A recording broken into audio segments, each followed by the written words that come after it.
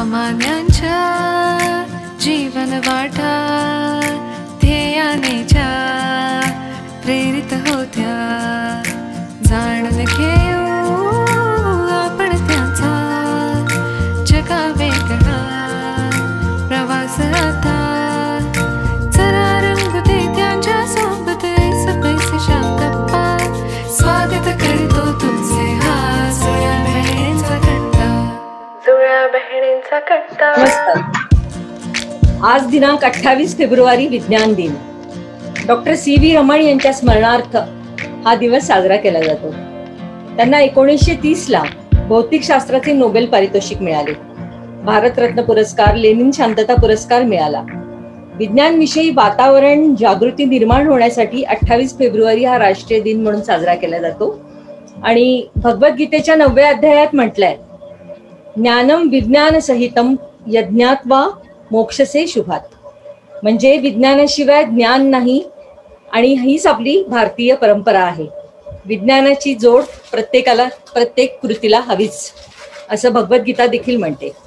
आणि आज भारतात होणाऱ्या सर्व विज्ञान, अनुसंधान, आंतरराष्ट्रीय व्यापार या सर्व क्षेत्रात भारत अग्रेसर आहे. आणि भारताच्या या दैदिप्यमान प्रवासात मैलाचा दगड ठरलाय CSIR, council of science and Industrial research.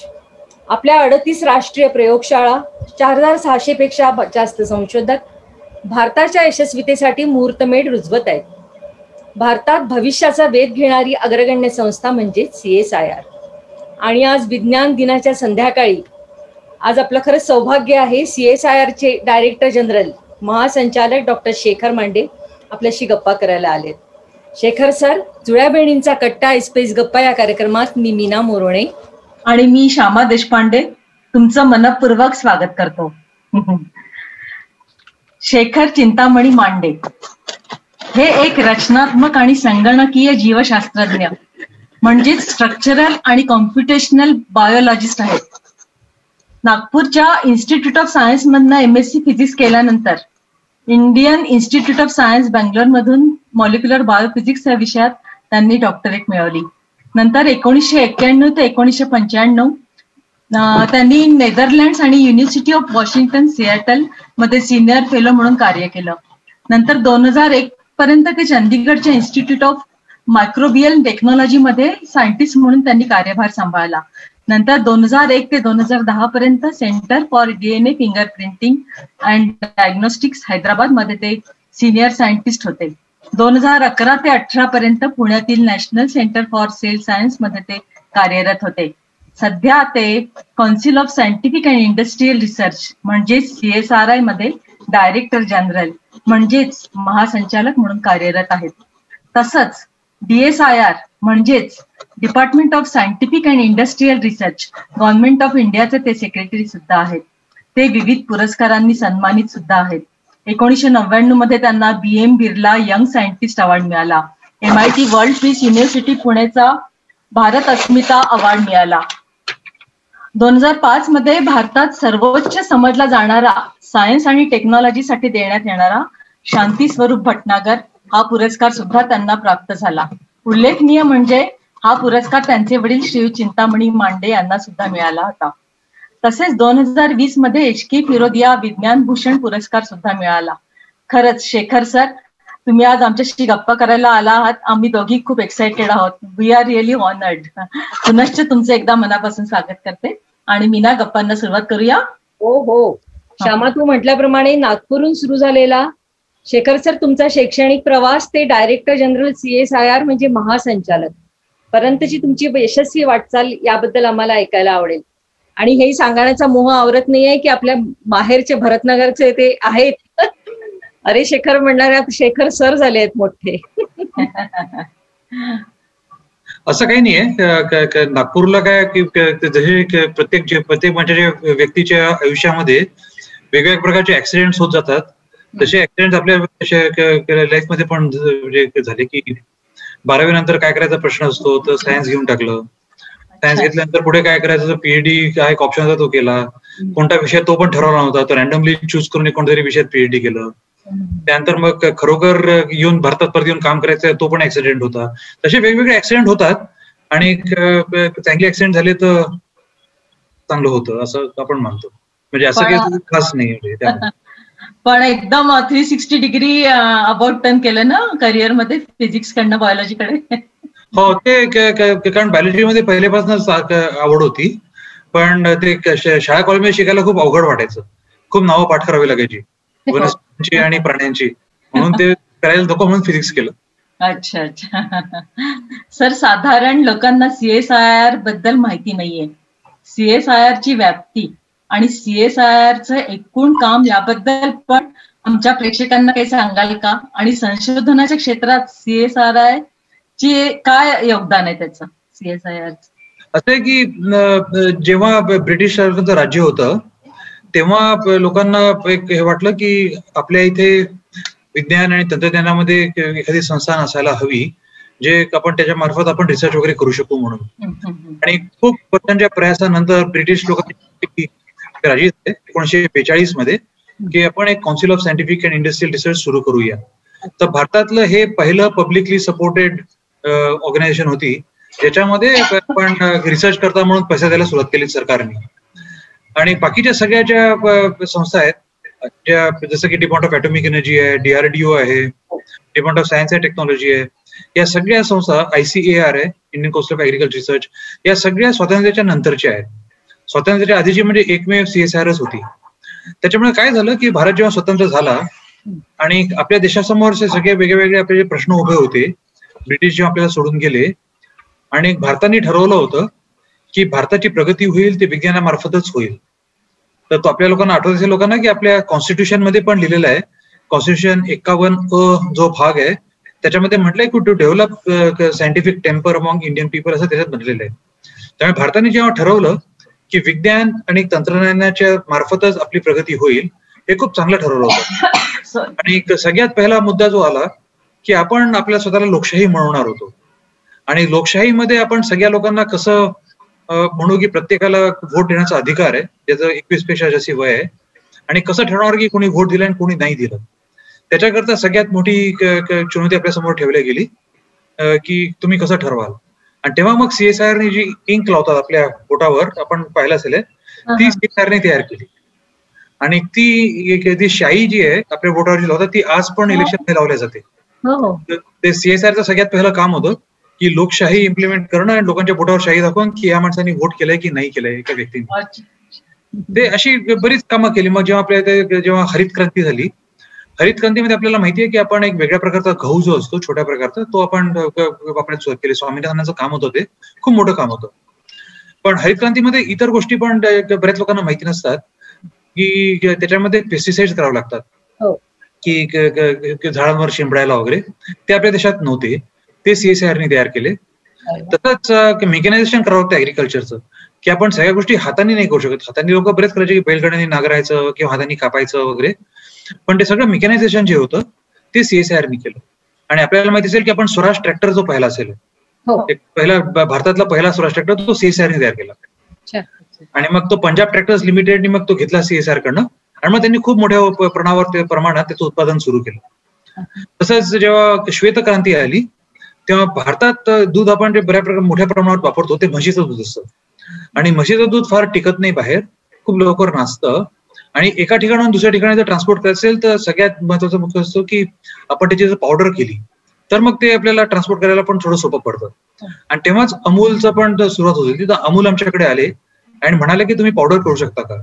आणि आमची म्हैसूरची जी लॅब आहे, central food technology research institute, त्यांनी अमूलला पावडर करून दिली. ते आज पण आपण वापरतो मिल्क पावडर, ती CSIRने तयार केली होती.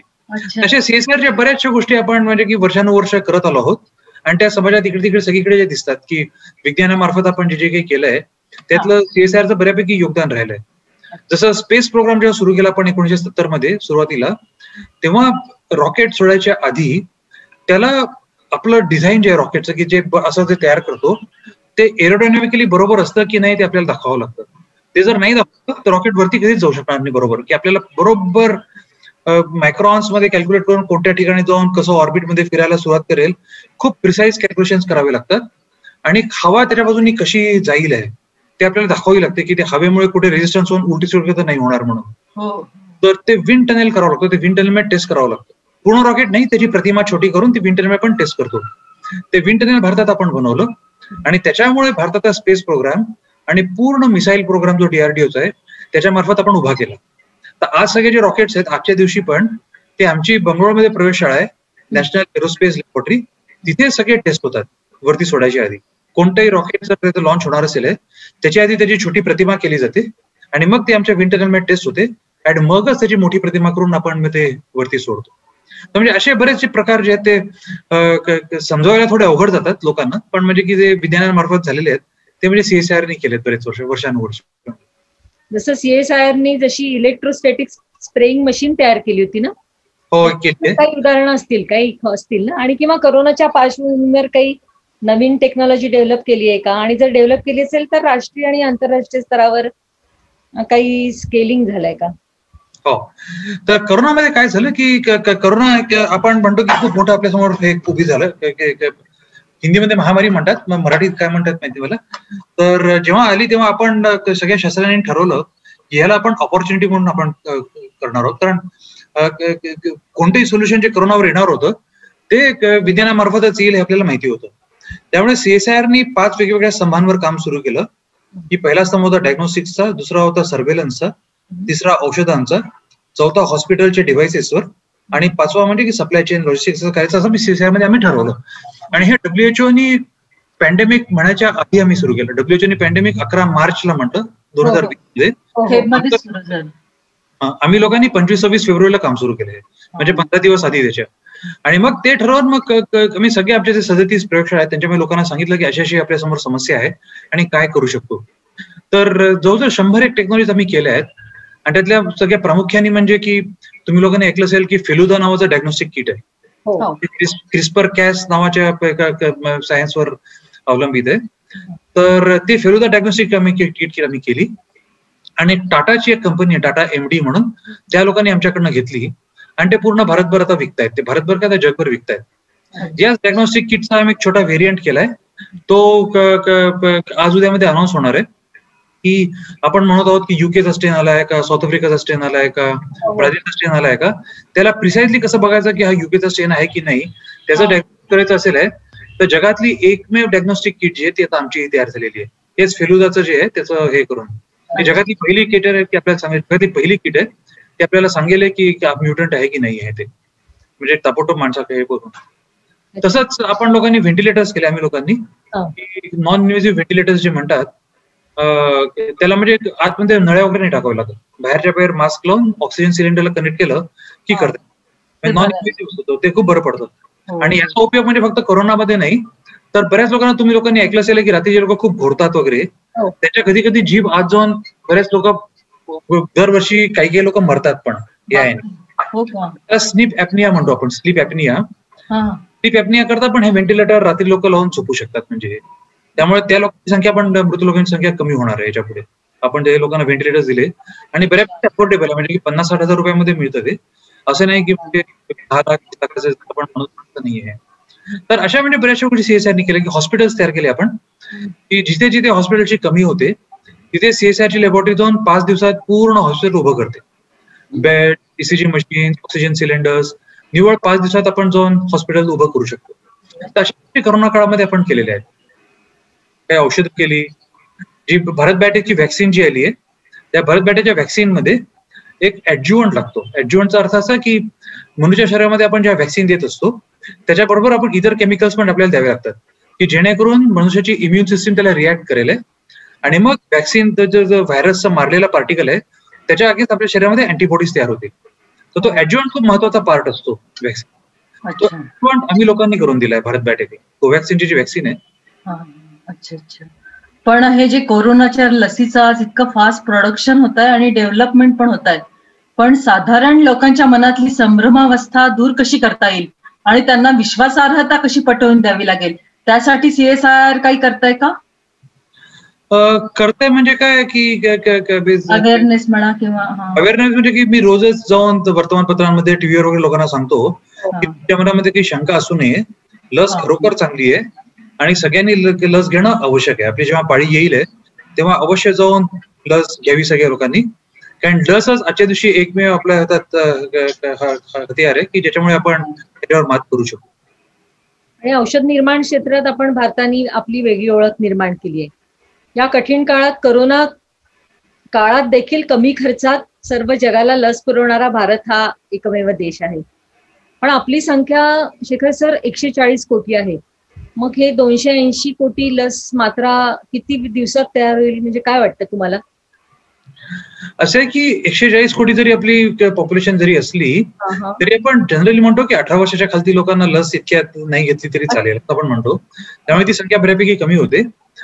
तरी सुद्धा जे प्रायोरिटी ज्या भारत सरकारने ठरवल्या होत्या सुरुवातीला की हेल्थकेअर वर्कर्स अँड डॉक्टर्सची पहिली प्रायोरिटी होती, म्युन्सिपल वर्कर्स, पोलीस वगैरे ती दुसरी प्रायोरिटी होती, आणि जे लोक 50च्या वरती आहेत ज्यांना कोमॉर्बिडिटीचं आपण म्हणतो ती तिसरी प्रायोरिटी होती.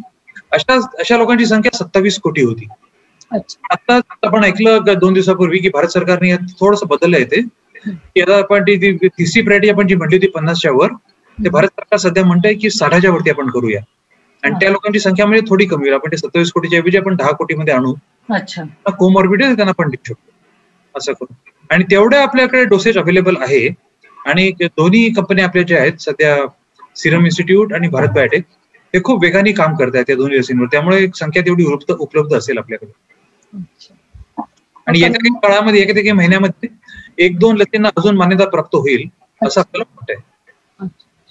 कम्युनिटी लेवल स्क्रीनिंग करता CSIRनी ज्या मेथड्स तयार केल्या आहेत त्या परिणामकारक आहेत ना? हो, म्हणजे की कम्युनिटी लेवल स्क्रीनिंग म्हणजे की वेगवेगळ्या प्रकारचे आपण करू शकतो. एक रॅपिड अँटिजेन टेस्ट असते, त्याची सेन्सिटिव्हिटी स्पेसिफिसिटी एवढी चांगली नसते, पण त्यांनी सुद्धा म्हणजे की जर भरकन कोणाकडे बघायचं असेल ते करू शकतो. सिरम टेस्ट असते की त्याच्यामध्ये आपल्या शरीरामध्ये अँटीबॉडीज आहेत की नाही, तसं पण आपण करू शकतो. तसंच आम्ही लोकांनी वेस्ट वॉटरचं बरंच काम केलं. आपली नागपूरची नीरी जी संस्था आहे त्या लोकांनी आणि हैदराबादची CCMB आहे त्या दोघांनी मिळून वेस्ट वॉटर सॅम्पलिंगला पण त्यांनी बरेच दाखवलं की कोणत्या कोणत्या कम्युनिटीजमध्ये व्हायरस आहे. म्हणजे एखाद्या अपार्टमेंट कॉम्प्लेक्सचा जर आपण STP घेतला आणि त्यात पाहिलं की त्याच्यामध्ये खूप व्हायरस आढळून येते, तर निश्चित रूपाने त्या अपार्टमेंट कॉम्प्लेक्समध्ये नवीन ब्रेकआउट होतोय असं आपण आधीपासून दाखवू शकतो. तसंच एअर सॅम्पलिंग पण आपण करतो की हवेमध्ये कुठे तरंगत आहे का वगैरे, तसं पण आपल्याला दाखवता येतं. पण ते अजून म्हणजे खूप मोठ्या प्रमाणावर नाही आपण हे केलेलं आहे इम्प्लिमेंट, पण करता येत आहे. अच्छा, पण हा एअरबोर्न डिसीज नाहीच आहे ना आता, म्हणजे एअरबोर्न नाही आहे, म्हणजे हवेत जरी असलं तरी त्यांनी परिणाम होतो का लोकांवर? आपण WHO ला आम्ही कळवलंय की याला एअरबोर्न म्हणावं, असंच आपण म्हणावं. एअरबोर्न आमच्या मते, जगामध्ये डिबेट जरी सुरू असला तरी आमचं ठाम मत आहे की हा एअरबॉर्न आहे, आणि टचनी वगैरे पण जातो, पण हवेमध्ये जास्त वेळ असतो. आणि म्हणून आम्ही लोकांना हे पण सारखं सांगत आहोत की बंद खोल्यांमध्ये राहायच्या ऐवजी उघड्या हवेत थोडं जास्ती राहा, बंद खोल्यांमध्ये खूप लोकांची गर्दी करू नका, असं आम्ही लोकांना सांगत आलो. म्हणजे कारण बंद खोलीमध्ये जर असेल तर आमच्या अभ्यासावर असं आढळून आलंय की हवेत थोडा वेळ तरंगूत राहू शकतो. म्हणजे त्या खोलीत कोणी आलंच नाही तर मग त्या खोलीत समजा कोणी येतच नसेल तर मग बंद खोलीत ते मग काही हरकत नाही. पण माणसाला ज्याला करोना झालाय ती व्यक्ती जर बंद खोलीमध्ये आली तर जनरली आपल्या श्वासोच्छवासातून किंवा मुख्यतः म्हणजे आपण जोरात जर बोललो किंवा जर शिकलो तर आपल्या तोंडातनं जे सगळे हवेचे पार्टिकल जे बाहेर पडतात त्याच्यामुळे मग ते हवेमध्ये तरंगत राहू शकतात. पण जर खोली जर वेल व्हेंटिलेटेड असेल आणि पंखा वगैरे लावला असेल किंवा उघड्या हवेमध्ये, तिथे एवढे पार्टिकल्स आढळून येत नाही जेवढे याच्यामध्ये सापडतात. तर आम्ही लोकांनी सगळ्याकडे ठिकाणी सॅम्पल्स करून पाहिलंय, जसं ICUs मध्ये, पेशंट वेटिंग एरियामध्ये, हॉस्पिटलमध्ये बाहेर, सगळ्या ठिकाणी आम्ही सॅम्पल आपल्याला जास्त आढळतं आणि कुठे कमी आढळतं. अच्छा. सर, तुमच्या मते सायन्स आणि टेक्नॉलॉजी म्हणजेच विज्ञान आणि प्रौद्योगिकी शिक्षणाची आवड आणि आकर्षण आपल्या देशातील विद्यार्थ्यांमध्ये कसं निर्माण होईल की जेणेकरून त्यांना तेच शिक्षण बाहेर देशामधील संस्थांमध्ये घेण्याची ओढ कमी होईल? तुम्हाला काय वाटतं? हा खूप बऱ्यापैकी मोठा चॅलेंज आहे. बरेच वर्ष आपण बद्दल चर्चा करत आलो आहोत. आपण मुलांमध्ये आवड निर्माण करावी विज्ञानाबाबत. विज्ञान सुद्धा म्हणजे आपलं एक पोटेन्शियल करिअर म्हणून बघू शकतील. बऱ्या प्रमाणावर वैज्ञानिक आजकाल जाऊन लोकांना कळवत आहेत की आपल्या प्रयोगशाळेमध्ये काम काय होत आहे. भारत सरकारने पण वेगवेगळे सुरू केले कार्यक्रम असे, जसं इन्स्पायर प्रोग्राम आहे. आम्ही लोकांनी एक जिज्ञासा नावाचा एक कार्यक्रम सुरू केला खूप मोठ्या स्तरावर, की शाळेचे विद्यार्थी आमच्या लॅब्स मध्ये येऊन बघू शकतात आम्ही काय करतो. म्हणजे मध्ये विद्यार्थी येतात, 2-2, 3-3 दिवस राहतात, बघतात की वैज्ञानिक काय काम करत आहेत. म्हणजे जेणेकरून त्यांना इंटरेस्ट निर्माण होईल. हा, बरोबर आहे. तसंच नीती आयोगनी अटल टिंकरिंग लॅब सुरू केले आहेत. अटल टिंकरिंग. तर त्याच्यामध्ये पण हे सगळे प्रकारचे आहेत की याच्याकरताच आपण केले आहेत की ज्यामुळे आपल्या मुलांमध्ये विज्ञानाबद्दल थोडी रुची होईल म्हणून ते आपण सुरू केलं आहे. आणि अमेरिका, युरोप किंवा कॅनडा या देशांमध्ये जसं culture of hands on education जे आहे तसं शिक्षण आपल्या इथे सुरू होण्यासाठी जी न्यू एज्युकेशन पॉलिसी आपली झाली आहे आता, त्यामुळे त्याचा अंतर्भाव आहे का की जेणेकरून विद्यार्थ्यांना सायन्स बद्दल गोडी निर्माण होईल? हो, ते न्यू एज्युकेशन पॉलिसीमध्ये खूप प्रामुख्याने उल्लेख केलेला आहे की सायन्स शिकायचं असेल तर आपण हाताने जे करतो ते आपल्याला नेहमी आयुष्यभर लक्षात राहतं. आणि आपण जे पुस्तकी विज्ञान असतं ते किती दिवस लक्षात राहील आणि केव्हा आपण विसरू याचं नक्की नसतं ते. त्यामुळे सायन्स एज्युकेशनचा खरोखर आपल्याला त्याला पुढावा द्यायचा असेल तर शक्यतोवर मुलांनी बऱ्याचशा गोष्टी आपल्या हाताने करून बघाव्यात अशी आपली इच्छा आहे. ते न्यू एज्युकेशन पॉलिसीमध्ये पण याचा उल्लेख केलेला आहे आणि निश्चित रूपाने आता ते सुरू होईल शाळांमध्ये, कॉलेजमध्ये वगैरे की कसं आपण नवीन नवीन प्रयोग करू शकतो. आणि ती कुठली गोष्ट नेहमी करता लक्षात राहते मुलांच्या. सर, अटल टिंकरिंग लॅब्सला काही नॉर्म्स अँड हे आहेत ना, कारण की असं पाहिजे, एवढी जागा पाहिजे तरच, त्यामुळे काही ज्या खेडेगावातल्या शाळांना फायदा होईल का त्याचा? होऊ शकतो, कारण अटल टिंकरिंग लॅब्स आजकाल बऱ्याच ठिकाणी त्यांनी उभारले आहेत. आपल्या नागपूरमध्ये पण अटल टिंकरिंग लॅब झालेले आहेत आणि तिथे पण म्हणजे आपण खेडेगावात वगैरे मुलांना वगैरे घेऊन येऊ शकतो त्यांना दाखवायला वगैरे. पण नीती आयोगाला विचारावं लागेल, त्यांचा प्लॅन नक्कीच असेल की इतर छोट्या गावांमध्ये पण घेऊन जायला अटल टिंकरिंग लॅब्स. मला वाटतं त्यांना नक्कीच आवडेल की पूर्ण देशभर जेवढे ते पसरतील तेवढं चांगलं होईल. आपल्या देशात सायन्स आणि इंडस्ट्रीमध्ये रिसर्च आणि डेव्हलपमेंट करता जो निधी मिळतो तो भारताच्या प्रौद्योगिक प्रगती करता पुरेसा आहे का? रिसर्च करताना सायंटिस्ट समोर काही चॅलेंजेस असतात का? टेक्नॉलॉजीचे काही चॅलेंजेस असतात का? चॅलेंजेस भरपूर असतात. मुख्यतः काय की आपल्या देशामध्ये विज्ञान आणि तंत्रज्ञान खूप चांगलं होतं बऱ्याचशा ठिकाणी. IITs मध्ये, IISc मध्ये, CSR, DRDO मध्ये वगैरे सगळीकडे विज्ञान खूप चांगलं होतं. पण होतं काय की बहुतेक वैज्ञानिक जे आहेत ते आपल्या प्रयोगशाळेमध्ये काम करतात आणि त्याचं कनेक्ट जे असतं इंडस्ट्री किंवा सोसायटीशी हे इतकं चांगलं नसतं जेवढं असायला हवं. त्यामुळे जर आपण टेक्नॉलॉजी एका पर्टिक्युलर लेवलला जर डेव्हलप केल्या, मग आपण इंडस्ट्रीला म्हटलं की आता आमची टेक्नॉलॉजी तयार आहे, तुम्ही घ्या, तेव्हा मग बऱ्याचदा इंडस्ट्री म्हणते की आम्हाला ही टेक्नॉलॉजी खूप महाग पडेल किंवा आम्हाला ही नको आहे, आम्हाला दुसरी हवी आहे. त्यामुळे दोघांमधला जो कनेक्ट जो आहे तो एवढा चांगला नाहीये जेवढा असायला हवा. आणि आपला प्रयत्न सुरू आहे की हा कनेक्ट कसा वाढवायचा. आणि इंडस्ट्री पण असं आहे की आपल्या देशातली इंडस्ट्री R&D मध्ये एवढं इन्व्हेस्ट करत नाही जेवढं आपली इच्छा आहे. त्या पण इंडस्ट्रीला सारखा आपण प्रोत्साहन द्यायचा प्रयत्न करत आहोत की तुम्ही R&D मध्ये इन्व्हेस्टमेंट वाढवा, जेणेकरून मग आपलं अकॅडमिक्स आणि इंडस्ट्री मधलं जर इंटरॅक्शन जर वाढलं तर मग सायन्सच्या मार्फत, टेक्नॉलॉजीच्या मार्फत आपण त्यांची प्रगती करू शकू. पेटंटचं काय सीन आहे आपल्या देशात? आणि पेटंटचं काय की आपल्या देशात पेटंट बद्दल काही फार लोकांना 1990च्या आधी फार माहिती नव्हतं. तुम्ही लोकांनी ऐकलं असेल की खूप फेमस केस झाली होती हळदीवरती. आणि हळदीची पेटंटची जी केस झाली होती तेव्हा अमेरिकेतल्या एका विद्यापीठाने त्याच्यावर पेटंट केलं होतं आणि तेव्हा CSIRच्या लक्षात आलं की असं कसं पेटंट मिळालं हळदीवर त्यांना, की कुठे आपल्याला जखम जर झाली त्याच्यावर त्यांनी पेटंट केलं की ते हळद लावली तर मग जखम लवकर भरून येते. पूर्वापार आपण करत आलोय हे. आपण पिढ्यानपिढ्या पण हे करत आलो. आपल्याला केव्हा लागायचं की आपली आजी आपल्याला ताबडतोब हळद आणून आपल्याला लावून द्यायची, नाही भरून द्यायची जखमेत. पिढ्या पण हे करत आलो आहोत. त्यामुळे CSIRने त्यावेळेस 1990च्या सुमारास डॉक्टर माशेलकर तेव्हा DG होते, तेव्हा त्यांनी दोन चॅलेंज केलं. 1995-96च्या सुमारासची गोष्ट किंवा त्यांनी चॅलेंज केलं आणि मग CSIR जिंकली हे पेटंट US पेटंट ऑफिसमध्ये आणि मग अमेरिकेतल्या विश्वविद्यालयामध्ये परत घ्यावं लागलं पेटंट. आणि तेव्हा मग पेटंटची जागरूकता आपल्या देशामध्ये खूप मोठ्या प्रमाणात आली आणि त्याचा आपण पूर्ण श्रेय डॉक्टर माशेलकरांना देऊ शकतो की त्यांनी ही जागरूकता आपल्या देशावर खूप मोठ्या प्रमाणात आणली. पण तरी सुद्धा आजच्या दिवशी आपल्या देशात एवढे पेटंट होत नाहीयेत अकॅडमियामधनं जेवढे व्हायला हवेत. आणि आपण लोकांना सारखं म्हणत आहोत की ते प्रोत्साहन देत आहोत की पेटंट्स करा म्हणून, पण तरी सुद्धा पेटंट करायची जी प्रक्रिया आहे आणि पेटंट करता जो सपोर्ट लागतो तो अजूनही इतका आपल्याकडे एवढा चांगला नाही जेवढा असायला हवा. आपण त्याच्यावर प्रयत्न करत आहोत त्याला वाढवायचा, अवेअरनेस वाढवायला हवा पेटंट्सचा. सर, मला असं विचारायचंय की Indian institute of Bangalore, DRDO, CSIR labs, नंतर Bhabha atomic research, ISRO, Tata institute of fundamental research या अतिशय नावाजलेल्या आणि अग्रगण्य संशोधनाला वाहून घेतलेल्या संस्था आहेत.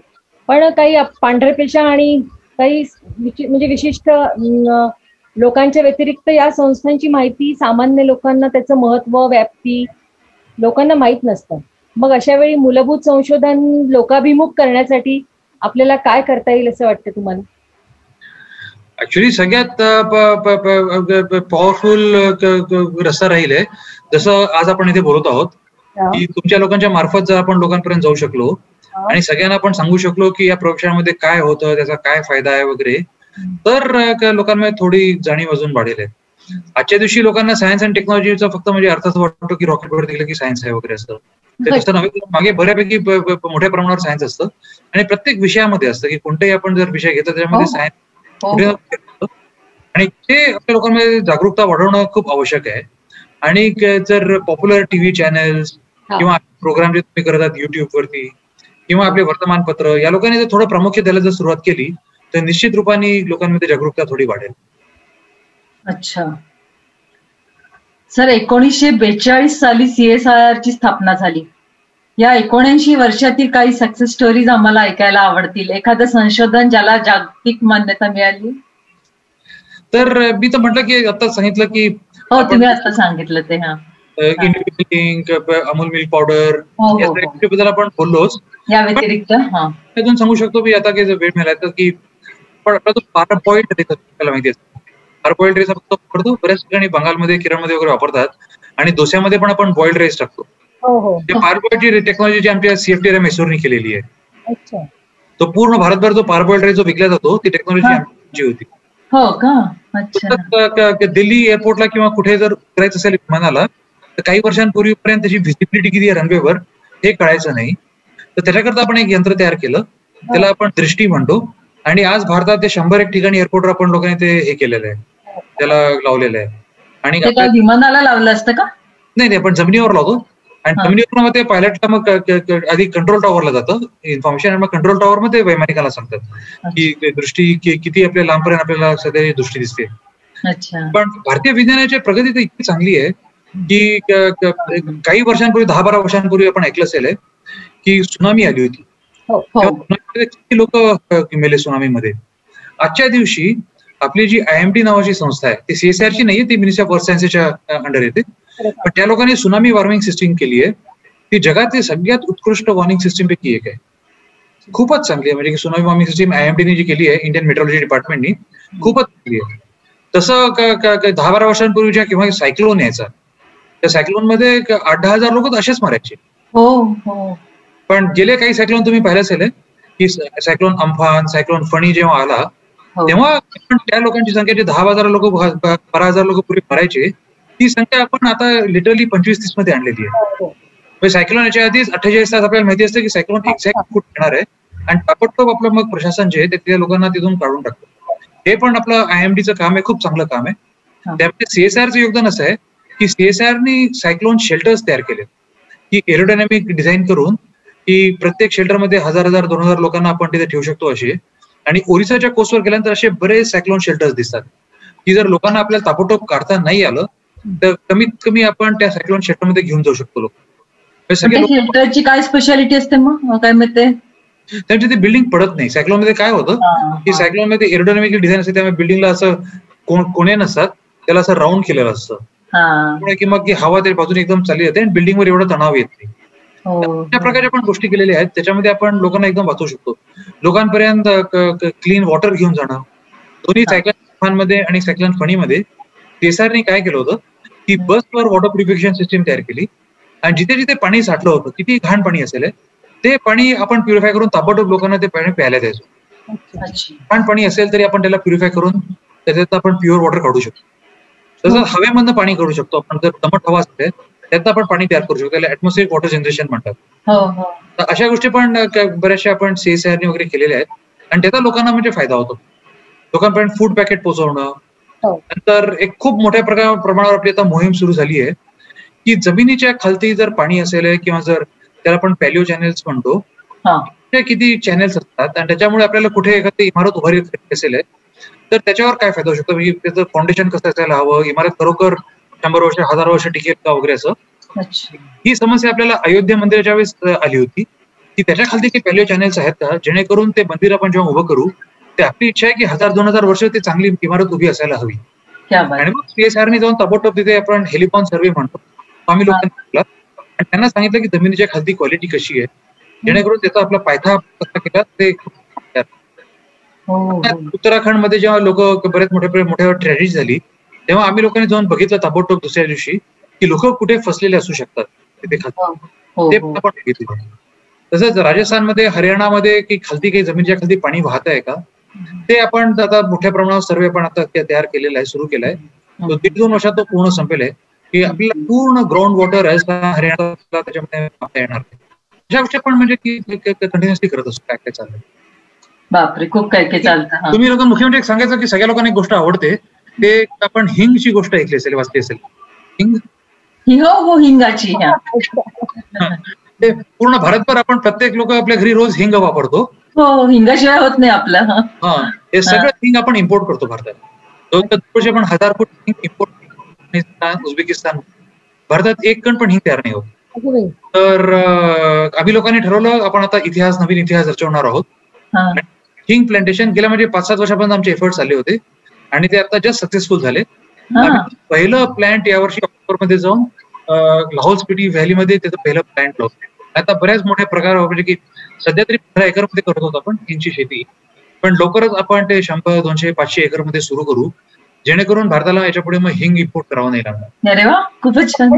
पतंजलीचं रामदेव बाबाचं हिंग, काय झालं? पतंजली रामदेव बाबाचं हिंग येतं ते मग ते पण इम्पोर्ट करतात का? मग सगळं इम्पोर्टेड आहे. भारतात 1 कण पण हिंग तयार नाही होत, सगळं अफगाणिस्तानमध्ये. आपण पूर्वीचे काबुलीवाला वगैरे गोष्टी ऐकायचो ना, तर काबुलीवाला अफगाणिस्तानमध्ये येताना आपल्याकडे खारीक, बदाम आणि हिंग घेऊन येतो. आपण आत्मनिर्भर भारताकडे आपली वाटचाल सुरू आहे सर. तर आपण म्हणतो ना, तुमच्या लॅब मधले सगळे जे इक्विपमेंट्स आहेत ते बनवतो की इम्पोर्ट करतो काय? आजच्या दिवशी भारताची अवस्था अशी आहे की बरंच आपण इम्पोर्ट करतो. याच्याकरताच मला वाटतं प्रधानमंत्रींना थोडी चिंता झाली की आपण एवढ्या गोष्टी का इम्पोर्ट करतो जे आपण आपल्या देशामध्ये बनवायची आपली कॅपॅसिटी आहे. आणि म्हणूनच मग प्रधानमंत्रींनी याचा खूप मोठा आपल्याला नारा दिला की आपल्याला आत्मनिर्भर व्हायचं आहे. देशातले सगळे वैज्ञानिक आणि औद्योगिक लोक आहेत ते सगळे त्याच्यावर जे अलाइंड आहेत. आपण काम सुरू केलंय की प्रत्येक गोष्टीमध्ये आपण कसं आत्मनिर्भर होऊ शकतो. हिंग आपण पहिल्यांदा एक छोटं पाऊल म्हणू शकतो की हिंग आपण आत्मनिर्भर करण्यामध्ये पहिलं पाऊल. आणि कृषी संरक्षण उद्योग किंवा वैद्यकीय क्षेत्रामध्ये सगळे जे लागतात उपकरणं त्यांच्या निर्मितीसाठी देशातील IITs किंवा NITs नंतर IIMs अशा संस्थांसोबत काही संशोधन प्रकल्प राबवत आहात का तुम्ही? हो, ते सगळ्या लोकांनी तर हे प्रकल्प असे सुरू केले आहेत की आपल्या देशातच त्या सगळ्या नवीन गोष्टी व्हाव्या म्हणून. तर त्याच्यामध्ये सगळे लोक आता कामाला लागलेले आहेत. DRDO, CSIR, ICAR, IITs हे सगळे लोक याच्यात कामाला लागलेले आहेत. आपण हे पण प्रयत्न करत आहोत की प्रयोगशाळेमध्ये आपण फक्त छोट्याच गोष्टी करू शकतो की 1 प्रोटोटाईप तयार केला किंवा 2 प्रोटोटाईप केले आणि लोकांना दाखवलं की करता येतं.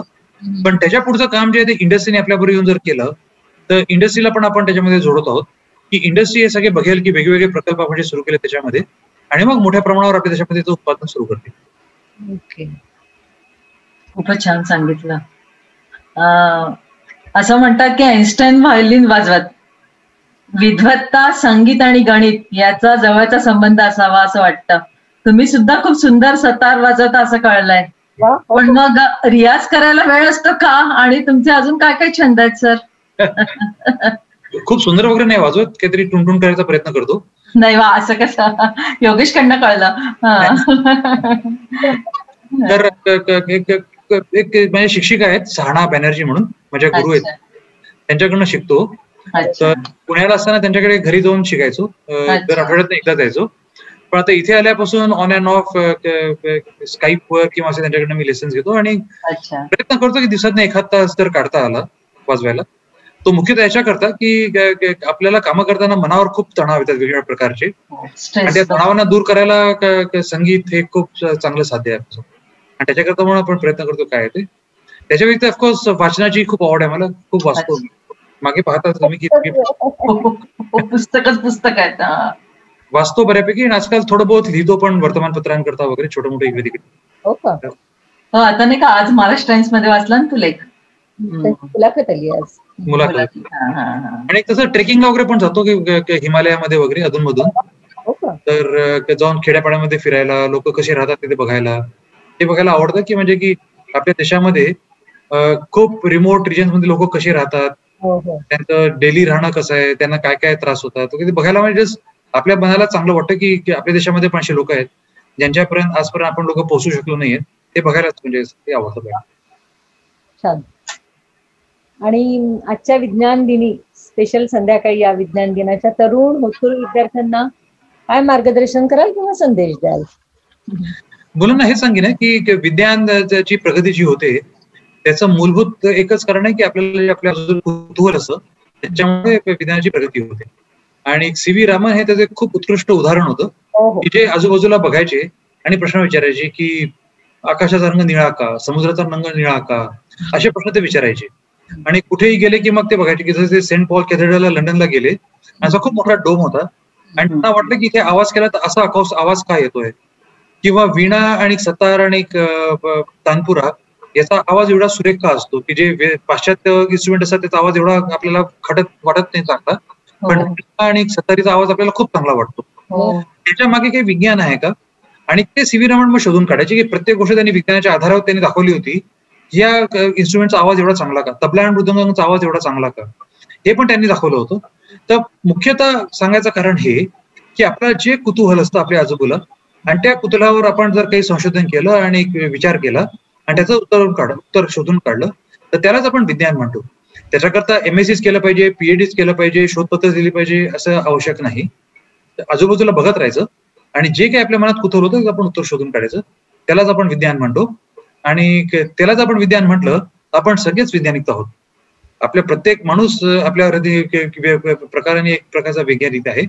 आणि जर खरोखर कोणाला विज्ञान प्रोफेशन म्हणून घ्यायचं असेल तर अवश्य या समाजाला चांगल्या चांगल्या विज्ञानाची आजही खूप आवश्यकता आहे. वा, खूप छान. शेखर सर, तुम्ही किती कठीण विषय सोपा करून सांगितला.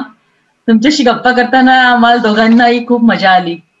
आज एक मराठी आणि तेही नागपूरचे मोठे शास्त्रज्ञ, आम्हा नागपूरकरांची मान अभिमानाने उंचावेल असंच तुमचं कर्तृत्व आहे. तुमचं खूप खूप कौतुक. आज विज्ञान दिनी एवढंच म्हणेन, world needs science and science needs all scientist. सगळ्या मुलांना म्हणून मी आवाहन करते, विज्ञान शिका, कारण विज्ञान येणाऱ्या जीवनात एक नवं आयाम खुलं करेल आणि समाजासाठी नवीन जीवन सोपं करण्यासाठी विज्ञान एक मोठं वरदान ठरणार आहे. शेखर सर, तुम्ही आज वेळात वेळ काढून आमच्याशी गप्पा करायला आलात. तुमचे आभार कसे मानून तुम्हाला खूप खूप धन्यवाद. मला टीव्हीवर पाहून खूप छान वाटतं आम्हाला आपल्या नागपूरचे, भरतनगरचे किती मोठे झाले म्हणून.